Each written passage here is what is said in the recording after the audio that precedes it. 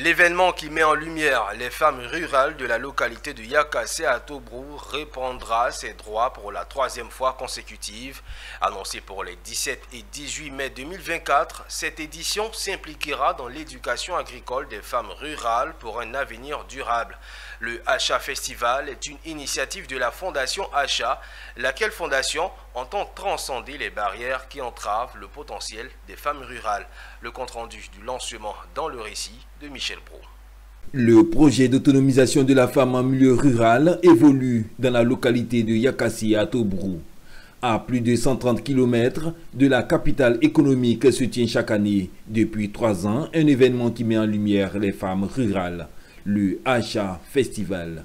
Cette année, selon le commissaire général et président de la Fondation Acha, l'accent sera mis sur l'investissement dans l'éducation agricole des femmes rurales pour un avenir durable. Il faut transformer les vies des femmes, et aussi préserver la biodiversité. Donc il y a 2 facettes dans le choix de ce thème. C'est un appel à l'action pour faire en sorte que ces femmes rurales qui cultivent la terre puissent en bénéficier aisément. Il ne faut pas aujourd'hui simplement cultiver pour cultiver. Il faut adopter de nouvelles techniques culturelles pour que ça puisse leur être rentable et qu'elles puissent s'occuper facilement de leur communauté. La 3e édition du Acha Festival se tiendra à Yakassé à Tobrou du 17 au 18 mai prochain, avec pour ambition de renforcer les compétences des femmes en milieu rural, en particulier dans le domaine agricole. Cet événement sera marqué par des dons, des formations pratiques au bénéfice des femmes rurales et des activités récréatives. C'était vraiment un combat pour moi personnellement en tant que sous-préfet de Yakassé à Tobrou.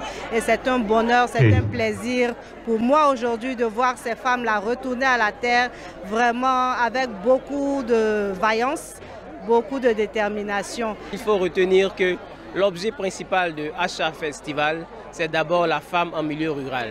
Comment faire pour autonomiser la femme en milieu rural? Nous avons commencé par l'alphabétisation. Nous avons déjà une première promotion. Là, nous entamons avec la 2e promotion.